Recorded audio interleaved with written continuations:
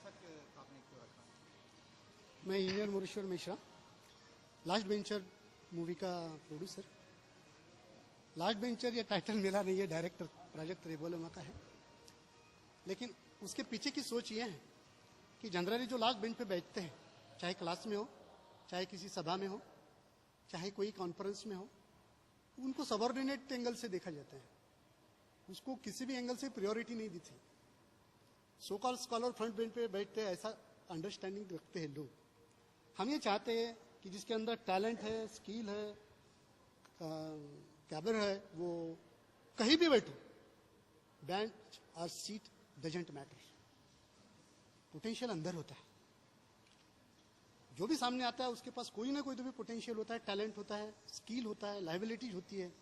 किसी एक particular degree, diplomacy या पर्टिकुलर स्कोरिंग से नापा नहीं जा सकता कि ये बंदा ऐसा है या वैसा है।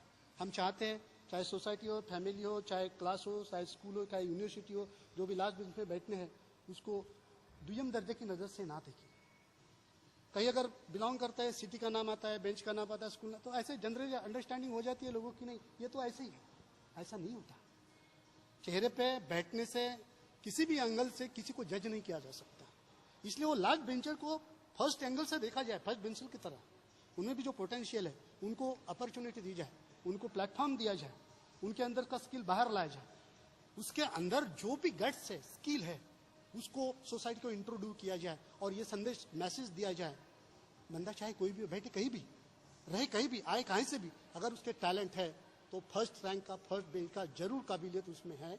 ये लोग समझ के लेके चले। इसलिए शुरू होने जा रहा उस दिन आप फिल्म रिलीज कर रहे हैं, तो क्या कुछ ऐसा? सारे गणेश भक्तों को हमारी तरफ से शुभकामनाएं। लास्ट बेंचर है, जो भी लास्ट बेंच पे तो पहले देखे, साथ साथ ये भी देखे कि अपने बच्चों को कोई कम ना आके।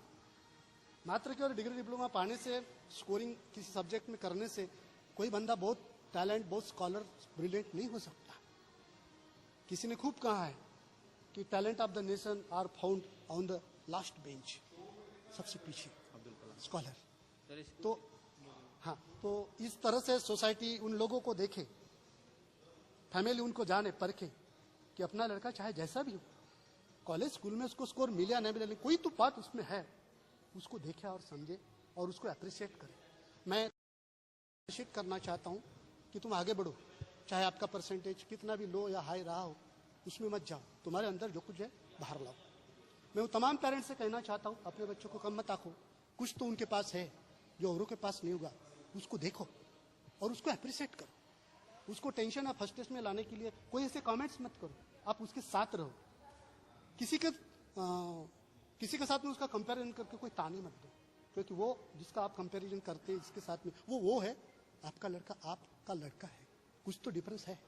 बस मैं चाहूँगा समाज को कि निगलेक्ट किए गए, फ्रस्ट्रेटेड, टेंशन में, जो अपनी ज़िंदगी बड़ी खुशहाली से जानते हैं, समझते हैं कि ज़िंदगी को और अपने प्रॉब्लम को कैसे सॉल्व किया जाए, ज़िंदगी के तजुर्बे जो अच्छे से बैक बेंच पे, बेंच के लास्ट बेंच पे लेके हासिल कर रहा है, उसको इतना कम मत आको। बस मैं यही कहना चाहता हूँ। आपकी फिल्म है, आपका किस तरह का किरदार है? जी, किरदार तो मेरा रियल लाइफ है। मतलब ये मूवी टोटली ट्रू इवेंट्स पे बेस्ड है, मेरे लाइफ के ऊपर। और मेरे कुछ फ्रेंड्स हैं, उनकी लाइफ में जो भी इंसिडेंट्स हुए, ये स्टोरी उसके ऊपर है। तो किरदार की जहाँ तक बात आती है, तो किरदार कुछ इसी प्रकार है जैसा कि मैं रियल लाइफ में हूँ। मैं 11वीं पास हूँ। मैंने 11वीं के बाद मैंने ना कोई कंप्यूटर कोर्स किया है, ना कोई मैंने कभी कहीं पे कोई क्लासेस लगाया या फिर फिल्म मेकिंग की वर्कशॉप लगाई या फिर किसी को असिस्ट किया है। इनफैक्ट मेरा एक्सीडेंट हुआ था, तो एक्सीडेंट के बाद में मैंने हॉस्पिटल पे सारी कहानी लिखी। हॉस्पिटल में मेरे सपोर्टिंग एक्टर दीपक हरनी के साथ में, और जिस फ्लैट में हम रहते थे वहाँ पे, उस फ्लैट में भी कुछ नहीं था, लगभग एक पंखा था, उसके बाद में एक चादर थी, एक लैपटॉप था हमारे पास में, एक DSLR कैमरा था। तो वहाँ से हमने सोचे कि कुछ ऐसा बनाते हैं। मूवी का ज्यादातर लोग इसलिए बनाते हैं कि मूवी से लोग इंस्पायर हो सकें। हमने मूवी बनाने के लिए वो हर एक चीज करने की कोशिश की जिससे बनाई कैसी गई है इसके बारे में लोग इंस्पायर हो सकें। मेरा एक हमेशा से सपना रहा है कि वहां पे मैं अपने शहर में वुडकटर फिल्म इंडस्ट्री खड़ी कर सकूं, जैसे मुंबई में, जैसे। लेकिन उसके लिए पहले कुछ एग्जांपल्स लगते हैं, जैसे कि 4 मिनट की वो दौड़, जिसमें 4 मिनट माइल में किसी ने चला नहीं था हजारों सालों तक, लेकिन जब कोई एक तोड़ता है तो बाकी सबको भरोसा आना चालू हो जाता है। तो मेरे लिए बहुत ही जरूरत था कि मैं ऐसा कुछ करके दिखाऊं। अगर मैं एजुकेटेड नहीं हूं उतना जितना बाकी के लोग हैं, अगर मैंने कोई कंप्यूटर कोर्स नहीं किया, लेकिन अगर मैं अपने घर बैठे ये सारी आज अगर मैं डायरेक्टर हूँ, एक्टर हूँ, राइटर हूँ, एडिटर हूँ, सिंगर हूँ, लिरिसिस्ट हूँ इस मूवी का, that is because of self education. And this message I want to put in front of everyone, every student, कि जितने भी लड़के हैं हमारे देश के, न जाने कितने युवा है।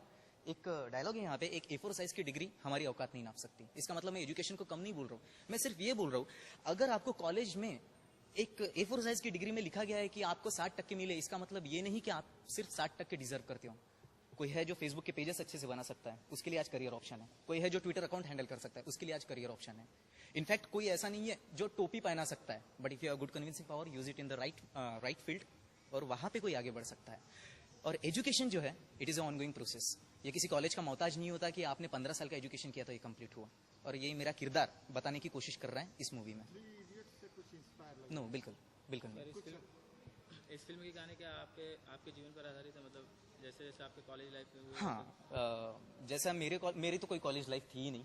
इनफैक्ट मैं दूसरों की कॉलेजेस में जाता था वहाँ पे मटर गश्ती करने, और मेरे दोस्तों की जितनी भी हमारी लाइफ है वहाँ के कुछ इंसिडेंट हैं। ये मैं अक्सर ऐसे कॉलेजेस देखता हूँ जहाँ पे कॉलेजेस में बहुत ही डैशिंग चीजें दिखाई जाती है, एकदम ग्लैमरस चीजें दिखाई जाती है। मेरा हमेशा से ये मानना रहा है, no disrespect to any other movie, उनसे भी मैंने काफी कुछ सीखा है, बट अगर कोई लड़का जो मिडिल क्लास को बिलोंग करता है, जिसके सिक्स पैक एब्स नहीं है, वो ये सपना ना देखे कि वो कलाकार बन सकता है या फिर वो डायरेक्ट कर सकता है। हमारे कॉलेज में तो हमने कभी सुपर बाइक से एंट्री नहीं मारी। हमें नहीं मालूम कि किसी लड़की ने एंट्री मारी और उसने हमारे तरफ देखी हो। 3 साल लग जाते हैं तब जाके कोई पलट के देखता है। This all kind of real factors of real colleges, वो मैंने यहाँ पे प्रेजेंट करने की कोशिश की। भी नहीं बनाई है मैंने कुछ नहीं, बस एक बार शादी में वीडियो शूट किया था, बस इतना। आप स्कूल में कौन से बेंच पे बैठते थे, लास्ट या फर्स्ट? मेरी स्कूल बहुत ही बुरी थी, वो बेंचेस चेंज करती थी। मैं लास्ट बेंच पे बैठूं फिर भी मुझे सामने के बेंच पे लाके पटक देते थे। हाँ सर, आप क्या कहना चाहेंगे? बेसिकली जो फिल्म कल रिलीज है, और जिस हिसाब से प्राजक्त सर का और प्रोमो देखने के बाद काफ़ी इंस्पायर्ड हुआ, तो मुझे एक बार फिल्म देखने का बड़ा चाह था। एक बार उन्होंने हमें फिल्म दिखाया, फिल्म देखने के बाद तो थॉट ही चेंज हो गया, प्रोसेस चेंज हो गया। ये फिल्म किसी कमर्शियल सिनेमा की मोहताज नहीं है या समथिंग। ये ऐसा नहीं है कि इसको हम 2000 सिनेमा में लगाएंगे और इससे हम 200 करोड़ कमाएंगे। ये टारगेट ही अलग है, और इसका जो है जो फंडा है वो बिल्कुल अलग है। तो हमने उस टारगेट पे अपना फिल्म रिलीज़ किया है, उस मार्केटिंग पे अपना फिल्म रिलीज़ किया है, जो कि मुझे बहुत सारी चीज़ें इनसे अपने मार्केटिंग में सीखने को मिली। जिस हिसाब से इस फिल्म का मार्केटिंग किया गया है, फेसबुक, ट्विटर, ऑनलाइन, आज हर बंदा लैपटॉप पे है, मोबाइल पे है, तो ये कनेक्टिविटी डायरेक्ट आपको जोड़ती है, ना कि आप हाई लेवल के आप अथॉरिटीज़ में जाते हो। तो ये काफ़ी अच्छा टारगेट रहा है। तो मैं इनको कंग्रेच कहना चाहूँगा कि काफ़ी बहुत अच्छा एक मुहिम चलाया इन्होंने, लोगों का थॉट चेंज किया है, लोगों को बताया है कि बॉस ये रूढ़िवादी नहीं है। इस दुनिया में 2 टाइप के लोग होते हैं, एक जो डिग्री लेते हैं और एक जो डिग्री देते हैं। सर्टिफिकेट लेने वाले लोग नहीं चाहिए, सर्टिफिकेट देने वाले चाहिए। तो ये चीज़ सर से काफ़ी अच्छी इंस्पायर्ड हुआ हूँ। आपकी एक टैगलाइन है, 4 की डिग्री किसी की औकात नहीं नापती, तो क्या आप एजुकेशन सिस्टम को चैलेंज? नहीं, देखिए, चैलेंज हम बेसिकली एजुकेशन को नहीं कर रहे हैं, हम ये कर रहे हैं कि लोगों का जो थॉट प्रोसेस जो माइंड में सेट हुआ है, बेसिकली ये लाइन जो सर की है, जो थॉट प्रोसेस लोगों का सेट हुआ है माइंड में कि भाई ये डिग्री है, आप हमें जॉब पे रख लीजिए, तो वो प्रोसेस चेंज हो चुका है। आई थिंक कहीं ना कहीं मैं भी इस मुहिम से कहीं ना कहीं जुड़ा हूँ। मैं भी लास्ट बेंच का बंदा हूँ। और एजुकेशन पावर, आप देखिए, 2 चीजें होती है, एक होता है पढ़ा और दूसरा होता है कढ़ा। तो हमें कढ़े वाले टैलेंट में आज ज्यादा लोग आ रहे हैं और ज्यादा लोग जा रहे हैं। तो आज देख लीजिए, सक्सेस रेशियो देख लीजिए आप, इंडिया का सक्सेस रेशियो में जितने भी हाई स्कूल और इंटर के बीच के लोग हैं वो ज्यादा आपको दिखेंगे। हाँ सर, मैं इसके ऊपर कुछ कहना चाहूंगा कि इस डायलॉग के ऊपर, वैसे बहुत से लोगों ने बोला कि यार बड़े मुश्किल से मिलती है डिग्री, तुम एकदम से ऐसे कैसे क्या बोल सकते हो। मेरा एक सवाल है, भले ही आपको 100 में से 100 मार्क मिले हो, क्या कोई लड़का यकीन के साथ में ये कह सकता है कि उसे अगर 100 में से 100 मिले बस मेरी कैपेसिटी इतनी है? नहीं कह सकता। 29 साल की उम्र तक गौतम बुद्ध कुछ नहीं थे, सिद्धार्थ थे। बाद में उन्होंने अपना एजुकेशन चालू किया और बाद में वो गौतम बुद्ध बने, सिद्धार्थ बिकेम बुद्ध। कृष्णा ने जो कहा है वो गीता में किसी और ने लिखा है, उन्होंने अर्जुन से कहा। जो खुद कभी लिखते नहीं थे, जो खुद कभी पढ़े लिखे नहीं, जो खुद कभी स्कूल नहीं गए, आज हम उनको फॉलो करते हैं। सो ये कहाँ पे लिखा है कि एक डिग्री, ये अजीब सी सोसाइटी में हम यहाँ पे रहते हैं जहाँ पे 4 बेवकूफ मिलकर डिसाइड करते हैं कि इंटेलिजेंट कौन है। सॉरी किसी को बुरा लगे, बट ये कि अगर 4 लोगों को कम आता है मतलब एक जिसको अच्छे से आता है वो हो गया इंटेलिजेंट। इस प्रकार से तो अगर मैं 10वीं पास भी हूं और मैं किसी गांव में जाके खुद को तो बहुत अच्छा मान सकता हूं। मेरा ये कहना है कि एक A4 साइज में भले ही आपको अच्छे मार्क मिले हो या बुरे मार्क मिले हो, education is an ongoing process. Facebook अगर हम ऐप इंस्टॉल मारते हैं और 10 दिन के बाद में अपडेट कर लेता है, फिर आपने जो 10-15 किताबें पढ़ी है उनको अपडेट करने में हमारा क्या जा रहा है। Education it's a ongoing process और सीखने के लिए किसी को कोई कॉलेज का मोहताज नहीं रहना चाहिए। अंबेडकर अगेन, गांधी जी अगेन, भगत सिंह ने जेल के अंदर कविताएं लिखी है, तो 4 दीवारी डिसाइड नहीं करती है कि अंदर जो बैठा है वो क्या बनेगा बड़ा होके। ये वो दिमाग में जो होती है 4 दीवारें, वो जब तक नहीं टूटती है, वे बाहर की 4 दीवारों का मेरे हिसाब से तो कोई काम नहीं है। Thank you very much. Business की बात करते हैं तो आजकल लोग ज़्यादा बिजनेस के ऊपर मूवी बनाते हैं, तो आपने ये मूवी की क्या दे रखे हैं? ओके सर, लेकिन इसके लिए मैं 2 मिनट चाहूंगा। सबसे पहले बिजनेस में बात आती है कि बजट, और उसके बाद में आती है रिकवरी। ठीक है सर, इस टीम में ये मूवी जिन्होंने बनाई है 100 के 100 न्यू कमर्स है जिन्होंने कभी शॉर्ट फिल्म नहीं बनाई थी। कैमरा उन लोगों ने हैंडल किया है जिन्होंने कभी कैमरा हैंडल नहीं किया था। उसके बाद में सिंगर्स वो है जिन्होंने कभी स्टेज पे भी सॉन्ग नहीं गाया था लेकिन उन्होंने रिकॉर्डिंग की। उसके बाद में हमने कलर ग्रेडिंग आर्टिस्ट से लेके हर कोई यहाँ पे नया है। राहुल खंडाड़े सर है जिनका सपोर्ट है, शकील सर है जिनका सपोर्ट है, भूपेश सवाई सर हमारे म्यूजिक डायरेक्टर उनका सपोर्ट है। बाकी 100 लड़के 25 साल के अंदर के।